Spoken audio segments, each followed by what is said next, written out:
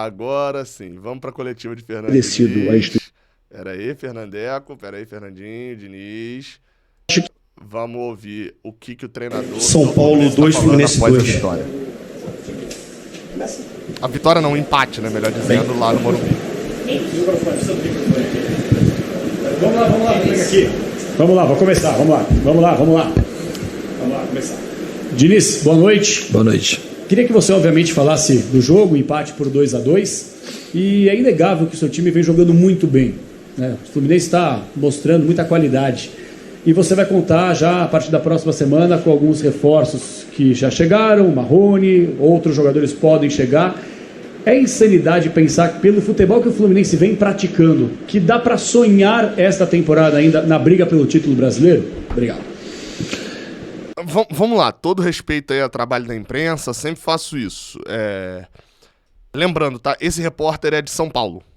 Então, no geral, ele não tem noção do que a gente conversa aqui no canal, ele não acompanha o Fluminense direito, ele consome o que falam em São Paulo, que normalmente sobre o Fluminense é quase nada. Se o jornal o Globo, que é aqui do Rio de Janeiro, prefere falar sobre a canoa polinésia na Urca, não vai ser a mídia de São Paulo que vai falar sobre o Fluminense. Então é importante falar, essa pergunta, até vi um comentário, sempre essa pergunta de título. Essa pergunta, tipo assim, a pergunta do cara foi construída em será que é uma insanidade a gente sonhar com o título? É porque pra eles o Fluminense entrou nesse campeonato pra não ser rebaixado e ponto, assim.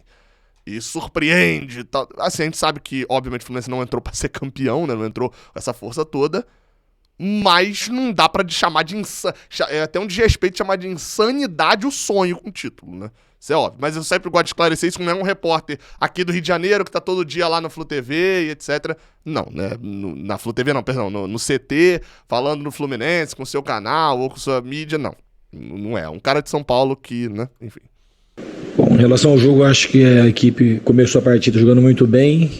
E no momento que o São Paulo ficou mais vulnerável, a gente poderia ter acelerado muito mais o jogo e a gente deixou o São Paulo crescer e cedemos a virada no primeiro tempo.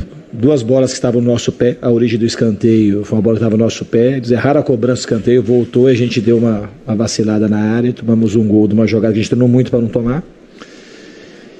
No segundo gol também, uma bola que estava no nosso pé, que é uma jogada que a gente não erra.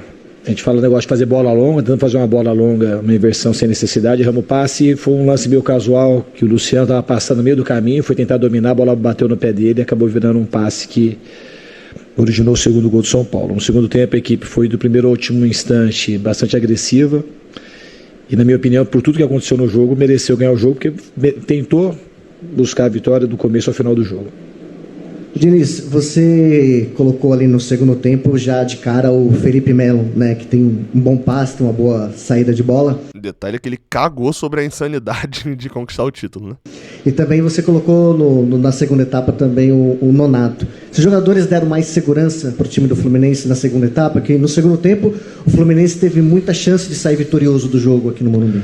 Em relação à sua pergunta, falou da chance do Fluminense ser campeão, o time agora tem que pensar no próximo jogo. O campeonato não gosta de ficar fazendo projeções de longo prazo. O Fluminense é um time, todo time grande para mim, e mesmo se não tivesse um time grande, eu sempre entrei nos campeonatos pensando, no mínimo sonhando e pensando em ganhar o campeonato.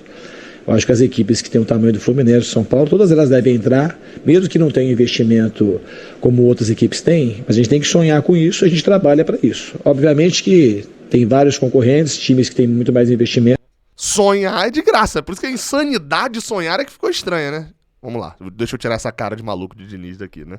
Vamos ouvir. Isso a gente trabalha para isso. Obviamente que tem vários concorrentes, times que têm muito mais investimento, mas o Fluminense sonha, claramente trabalha para conseguir as melhores coisas possíveis dentro do campeonato. Em relação à sua pergunta, repete, por favor.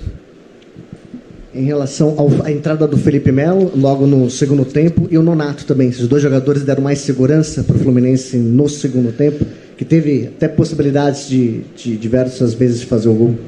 A questão não é só de dar proteção. O Felipe Melo é um jogador assim, aqui no futebol brasileiro, da primeiríssima prateleira. Ele está na prateleira que pouquíssimos jogadores. É um jogador de nível extremamente alto, que a gente está cuidando dele para saber colocá-lo, para saber descansar. Ele vem de uma cirurgia um pouco complicada no joelho e a gente tem que saber conduzir o Felipe Melo. Mas ele é um jogador que ele melhora qualquer time que ele jogasse, ele melhora, como ele melhorou o Palmeiras tantas vezes. Então a tendência quando o Felipe Melo entra, independente da posição, é do time ganhar um novo frescor. E ele, para jogar naquela posição, com a qualidade técnica que ele tem, que às vezes as pessoas não conseguem reconhecer tanto, o time vai ter um ganho de saída como teve, por a postura, a experiência e a maneira como ele agrega para que os outros jogadores que estão do lado sintam-se mais confiantes de fato. O Nonato também entrou muito bem. Na outra partida, o Martinelli tinha entrado muito bem, então a gente tem um grupo bastante homogêneo nesse sentido, muito equilibrado. Jogadores que, alguns que nem entraram, que nem foram relacionados, que estão na mesma condição de nível técnico e tático do que aqueles que estão jogando. Então, o Fluminense tem um elenco que eu gosto muito. Diniz, tudo bem? Boa noite. Você volta pela primeira vez ao Morumbi depois que você deixou o São Paulo, né? A gente viu na sua entrada, você esfrega a mão no chão e tudo mais. Tenho certeza que foi um lugar muito especial para você. Você guarda boas recordações. Fala um pouquinho desse reencontro seu com a torcida do São Paulo, tudo que você viveu aqui, agora essa nova fase aí no Fluminense. E em relação ao São Paulo, a primeira coisa que eu tenho é gratidão pelos momentos que eu vivi aqui. A gente conseguiu fazer um trabalho espetacular. Às vezes, por aquele momento que a gente distanciou um pouco no Campeonato Brasileiro, mas que era uma vantagem que chegou em determinado momento a ser 7 pontos, mas na realidade tinha jogos a mais, então não era uma realidade muito grande aquela vantagem naquele momento. E como a gente estava jogando naquele momento também, provavelmente o melhor futebol, competitivamente, esteticamente do Brasil, a gente colocou um doce muito gostoso na boca do torcedor, que infelizmente teve uma interrupção do trabalho, teve uma mudança de gestão. Eu sou muito grato aqui à maneira como o Raí, o Pássaro e o Leco me ajudaram, porque assim, a gente teve momentos ruins aqui no São Paulo, de eliminação do Mirassol, e a gente soube se fechar a todo momento de descida, a gente soube ficar mais unido. Então foi um trabalho que eu tive muita ajuda no São Paulo, de muita gente. Então eu sou agradecido à instituição, essas pessoas que me ajudaram em todos os setores do clube. E acho que os frutos maiores foram os jogadores que a gente conseguiu lançar. Nós não contratamos ninguém em 1 ano e 6 meses depois que eu saí, não sei quantas contratações, acho que quase 20, mais de 20 ou perto disso. A gente conseguiu lançar muitos jogadores, recuperar outros, descobrir uma nova posição para um ou outro, como no caso foi o Léo Pelé, que era um jogador que tinha um questionamento, hoje é um jogador que veste a camisa do São Paulo e tem a grandeza do São Paulo, e eu fico muito feliz por isso. E nessa mudança de gestão, infelizmente, entrou uma gestão que praticamente era o contrário daquela, porque era uma oposição mesmo, assim, durante toda a campanha foi batendo naqueles que estavam aqui, e era uma proposta de reformular. E quando mudou, o meu aproveitamento, que era excepcional, com a outra gestão, passou a ser em torno de 10%. Depois que mudou a gestão em 7 jogos, a gente empatou 2 e perdeu o resto. Então, porque ocorreu de fato, e não culpa a gestão que entrou, mas existiu naquele momento uma desarmonia muito grande. Depois fizeram as mudanças que tinham que fazer, mas quando entraram, o ar que existia harmônico, ele deixou de existir porque ia tirar pessoas importantes do processo, que na minha opinião naquele momento era para ter deixado da sequência pensando no bem maior, que era o São Paulo. Não precisava tirar nada, era manter, porque aquela gestão era a gestão do Leco. Então merecia, porque tinha uma harmonia, não era um trabalho só do treinador e dos jogadores, era um trabalho de muita gente. E quando mudou, essa desarmonia aconteceu, e na minha opinião, foi um dos pontos, não foi só isso, obviamente, mas foi um dos pontos aí nevrálgicos para a gente ter aquela queda de rendimento. Mas com tudo isso, eu sou extremamente grato ao São Paulo. Estou em dúvida aqui se eu não abrir São Paulo 0, Fluminense 2, 2020, a coletiva, porque dá a impressão de que é só sobre São Paulo. Eu vou falar sobre isso já já. Da maneira que eu cheguei no São Paulo e depois da maneira que eu saí, tudo que a gente viveu aqui, o número de jogadores que a gente conseguiu potencializar, as vendas que depois no futuro acabaram acontecendo, do Brenner, que era um jogador que estava fora do São Paulo, do Sara, que era um desacreditado, do Antony, que estava acho que 5, 6 partidas no banco, muito questionado pela torcida, e outros tantos que estão aí, a subida do Nestor, a promoção do Diego Costa. Então, assim, aquele trabalho do São Paulo foi uma pena para o São Paulo e também para o futebol brasileiro que não tenha terminado com os títulos. Mas minha palavra, se fosse falar que eu tenho em relação ao São Paulo, é gratidão. Rapidinho, deixa eu só esclarecer 2 pontos aqui então, tá? Primeiro, eu vou tô até pegando por comentários de vocês mesmo, tá? Porque eu concordo. Teve um que foi bem aqui, o Matheus Lima botou: imprensa paulista quer sempre protagonismo, até na entrevista do adversário. Cara, tem 2 erros aí, nisso daí. A imprensa paulista se chamar de imprensa nacional, porque eu não sei nem quem fez as perguntas, tá? Mas provavelmente são emissoras de TV que se dizem que a cobertura é nacional. Não é. A cobertura nacional dessas emissoras é São Paulo, Corinthians, Palmeiras e Flamengo. O Santos caga pro Santos, Fluminense, Vasco, Botafogo, etc. Então, tem esse ponto aí. Ou seja, esse é o primeiro erro. Você tá certo, Matheus, de chamar de imprensa paulista, porque a entrevista era pra ser de uma pauta nacional, era pro cara saber do Fluminense, o cara não faz ideia do que ele vai falar do Fluminense. Segundo ponto, que o cara tem uma pauta, o cara que vai perguntar, e por isso que ele pergunta de São Paulo. E qual que é o erro maior aí, na verdade? Não é um erro pra gente tricolor que tá assistindo, tá? Diniz tá tendo uma chance aí de responder pra imprensa paulista por que ele não deu certo no São Paulo. Eu ser bem sincero, eu já vi algumas entrevistas de Diniz e eu nunca tinha visto ele falando com tanto detalhe sobre a saída dele do São Paulo. Ou seja, por isso que ele descascou, elencou de tudo de início ao fim, pra poder mostrar, tipo assim, ó, foi por isso que eu saí do São Paulo, foi por isso que aconteceu, tá. Enfim, deixar a versão dele, entre aspas, né, da história. Então, por isso, esse foi o segundo erro. E a gente tendo que ver isso tudo, né? O erro maior é esse. E o erro maior, na verdade, é o seguinte, eu não sei se vai ter agora, tá? Mas sabe qual é o erro maior? E tô falando isso porque isso dá em mim também, tá? É não ter repórter do Rio de Janeiro cobrindo lá em São Paulo. Sabe porque quando é Fluminense e São Paulo, tem uns 3, 4, 5 repórteres de São Paulo vindo aqui pro Rio de Janeiro fazer pergunta na coletiva do Rogério Ceni. E não, na nossa coletiva lá, se eu não estou enganado, só o GE mandou a Jamile pra lá. Não foi, o Globo não mandou, Lance não mandou, Rádio Globo não mandou, vamos lá, vamos falar, o UOL não mandou, enfim, uma cacetada de lugares não mandaram. Raiz Tricolor não mandou, a imprensa tricolor não foi a imprensa do Rio de Janeiro não foi pra lá. Então, meu amigo, é isso ou então é uma pergunta só da Jamile, que provavelmente quem vai perguntar agora, essa sim cobre o Fluminense. Diniz, tudo bem? Boa noite. Essa não é a Jamile, senão a voz seria bem engraçada, mas provavelmente é alguém de São Paulo também. Rádio Prorrogação e Rede Gol de Placa. Eu queria saber de você, porque a gente já viu outros trabalhos que começaram tão bem quanto esse, começaram muito bem, começaram rendendo frutos, e a gente vê o Fluminense jogando muito bem, futebol agora, tá? Muito bonito mesmo, apresentado pela sua equipe. O que tem de diferente nessa equipe do Fluminense que não existia em outros trabalhos, porque... Por exemplo, isso aqui, esse cara não viu a última coletiva. Entendeu? Ele não viu a última coletiva de Fernando Diniz. E nesse caso aqui, o Diniz é brabo, mas o que ele vai fazer? Ele tá puto, assim. Eu acho que ele vai responder tudo muito calmo, tá? Eu acho que ele vai responder tudo muito calmo. Mas ele tá puto, assim, porque ele falou, foi exatamente essa pergunta na última coletiva dele. Porque orna tão bem Fernando Diniz, Fluminense, porque a gente deve acreditar que isso vai se manter dessa maneira? Assim, vocês não têm que acreditar ou deixar de acreditar. Eu acredito muito no trabalho. No São Paulo ficou muito perto das conquistas. No Fluminense, é claro que tem um aditivo muito forte, que eu tenho uma relação especial com o torcedor. Desde quando eu saí, o time estava com a campanha muito ruim no Campeonato Brasileiro e bem na Sul-Americana. Eu tinha uma aceitação muito grande, que dividia a torcida, até aqueles que de repente não queriam que o trabalho continuasse, mas torcia muito, porque gostava do que via no campo. Era um momento do Fluminense extremamente delicado, com meses de salário atrasado, 4 de carteira, 8 de imagens, uma estrutura precária, assim, dizendo que nenhum jogador praticamente queria vir no Fluminense, aqueles que se destacavam saíam no meio do campeonato, como foi o caso do Everaldo e do Luciano, o próprio Pedro e o JP, o João Pedro também. Então era um momento muito diferente de hoje. Hoje nós temos uma harmonia, nós temos um presidente que trabalha dia e noite para poder pagar salário em dia, para poder pagar passivo. Nós temos o Paulo Angione, que já estava na minha época, que ajuda demais, existe uma harmonia em todos os setores no clube.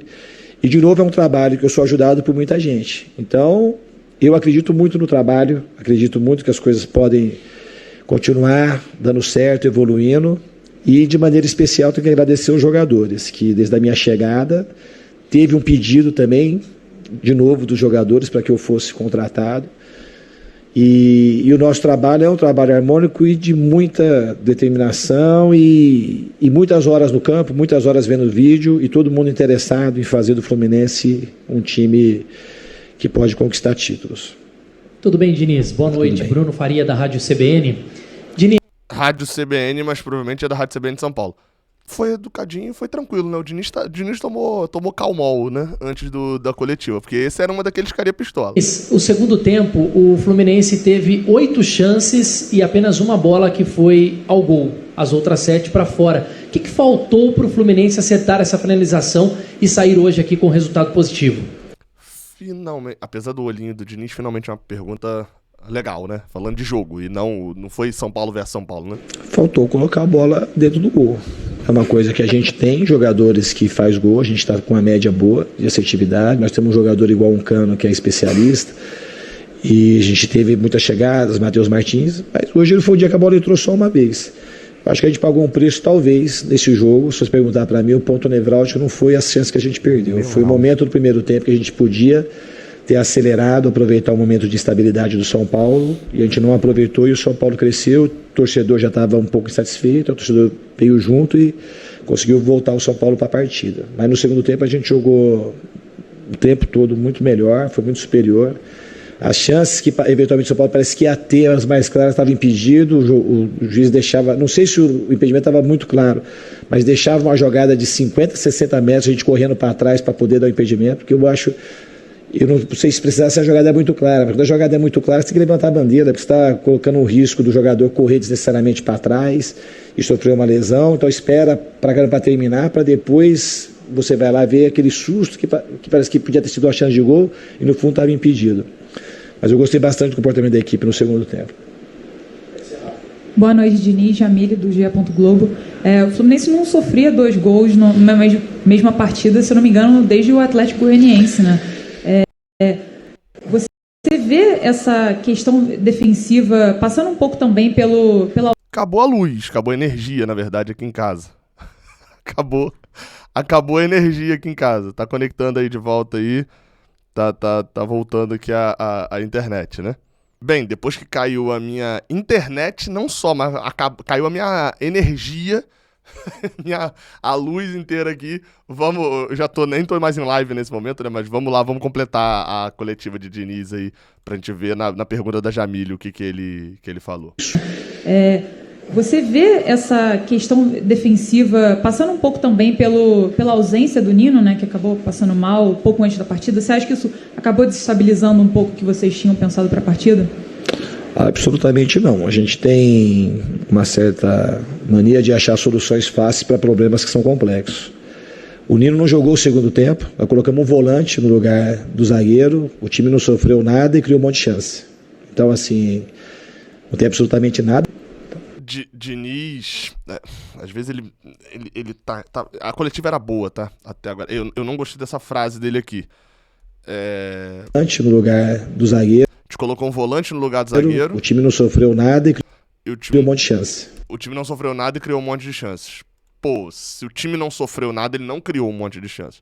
Porque Diniz, ele faz muito isso, de... aumentar o que o time dele fez e diminuir o que o time do adversário fez. Isso não é verdade. O São Paulo... São Paulo criou um número de chances razoável. Ele até citou na pergunta anterior de impedimento, etc. Cara, o impedimento era um triz aqui. Tanto no lance do Luciano, que o Luciano e Fábio defende, né, no segundo tempo, quanto no lance também do Caleri, que o Fábio defende 2 vezes. E você ainda vai ter, enfim, outras chegadas ali mais perigosas, do Patrick, por exemplo, de São Paulo. São 3 chances do São Paulo. Então não dá pra dizer que não sofreu nada. Não sofremos nada e tivemos milhões de chances. Não, isso não é verdade, não. Então, assim, não tem absolutamente nada a ver com a saída do Nino. Talvez o que ele possa estar fazendo também é do tipo assim, já tô me resguardando porque é capaz de Nino ser vendido, né? Tem um vídeo aqui no canal sobre isso, inclusive. Talvez ele esteja se resguardando do tipo, pra elevar o moral do grupo, do tipo, mesmo perdendo o Nino, a gente tem total condição, o Nino não era um jogador insubstituível e tal. O Diniz é muito isso, né? Ok, gente, muito obrigado. Encerrando então a entrevista. Boa! É isso, acabou a coletiva. Eu tava vendo na ESPN, né? A coletiva. É isso. Acho que eu comentei bastante durante a coletiva, então não vou comentar aqui agora. Valeu.